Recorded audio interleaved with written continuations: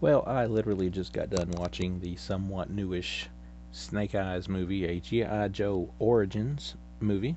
Uh, I'm guessing they were trying to go the Marvel route with this and do a bunch of different movies and then just have one big G.I. Joe movie at the end. But going by the box office reports on this and going by the quality of this, I don't know if we're going to get to that point. This is, of course, released by Paramount, if I hadn't already said so.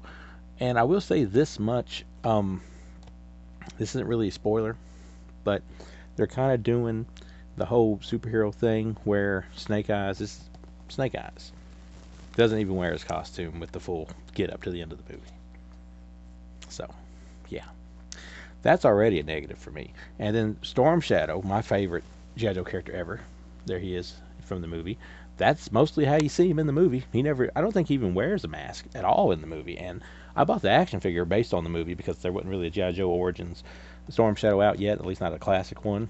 And it come with a head with a mask and a head without the mask. And I think they just threw the mask in there just to throw it in there because he doesn't wear it in the movie. You get Scarlett, played by the same lovely chick that was in the Babysitter and Ready or Not, for maybe 20 minutes. The chick that plays Baroness is in it for maybe 20 minutes. They're there basically to set up other movies. You can tell there's more of a story between their two characters, what little bit they interact. And their story may be more interesting than the one we got of Storm Shadow and Snake Eyes, because, like I said, it's back in the day. You figure out how Snake Eyes got his name. This is before Snake Eyes loses his voice, so obviously the actor can talk. And basically, there's a lot of twists and turns, but he gets mixed up with the Yakuza, easy for me to say.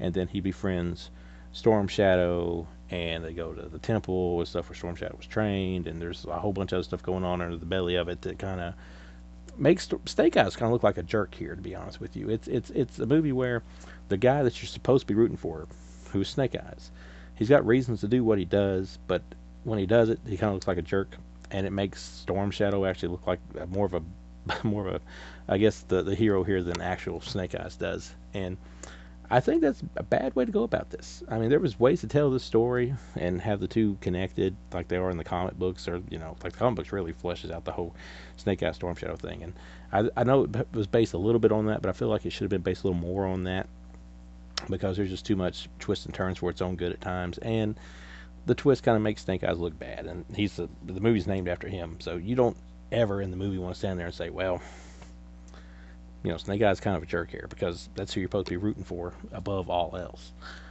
There is pretty good action sequences at the beginning. Then there's a lot of character development. Kind of slows down a little bit. Then you get a pretty big action sequence at the end. It feels a little bit anticlimactic.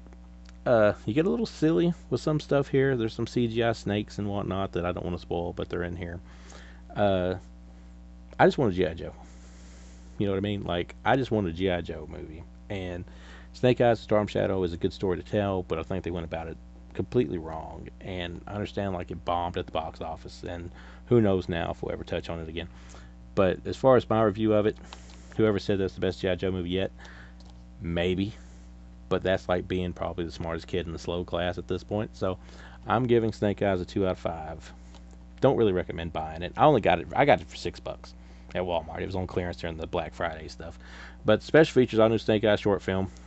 5 deleted scenes. Enter Snake Eyes, which is meet the man behind the mask. He never wears a mask while we meet him behind the mask. A deadly assemble. Meet the Joes and the Cobras. And then another thing about the Warrior Clan in this. So yeah, if you're looking for a cool Snake Eyes origin movie, you don't get that. You get a Snake Eyes origin movie, but it could have been a lot better. So very disappointing.